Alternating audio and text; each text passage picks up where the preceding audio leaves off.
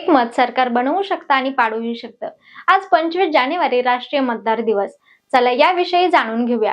25 जानेवारी राष्ट्रीय मतदार दिवस। प्रत्येक वर्षी 25 जानेवारी रोजी भारतात राष्ट्रीय मतदार दिवस साजरा केला जातो, जो भारतीय निवडणूक आयोगाच्या स्थापनेचा दिवस आहे। या दिनाची स्थापना मुख्यतः तरुण मतदारांना राजकीय प्रक्रियेत सक्रियपणे भाग घेण्यासाठी आणि प्रोत्साहित करण्यासाठी भारत सरकारने केली। पहिल्यांदा 25 जानेवारी 2011 रोजी हा दिवस साजरा करण्यात आला। तत्कालीन पंतप्रधान डॉक्टर मनमोहन सिंग यांच्या नेतृत्वाखाली या दिनाला राष्ट्रीय महत्त्व प्राप्त झालं। इतिहास आणि महत्त्व। 26 जानेवारी 1950 रोजी भारतीय संविधान लागू झाले। त्याआधी 25 जानेवारी 1950 रोजी निवडणूक आयोगाची स्थापना झाली। म्हणूनच 25 जानेवारी हा राष्ट्रीय मतदार दिन म्हणून साजरा करण्याचा निर्णय घेण्यात आला।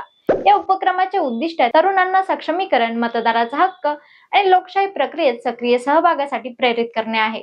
मतदानाचा हक्क आणि जबाबदारी। लोकशाहीत मतदान हा प्रत्येक नागरिकाचा मूलभूत अधिकार आहे।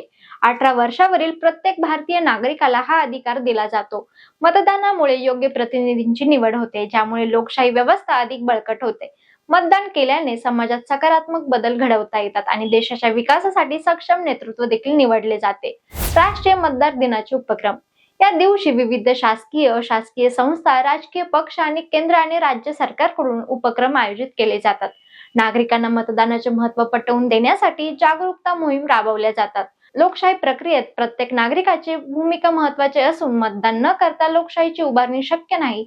म्हणून या दिवसाद्वारे मतदाराचा हक्क आणि जबाबदारी यावरती विशेष भर दिला जातो।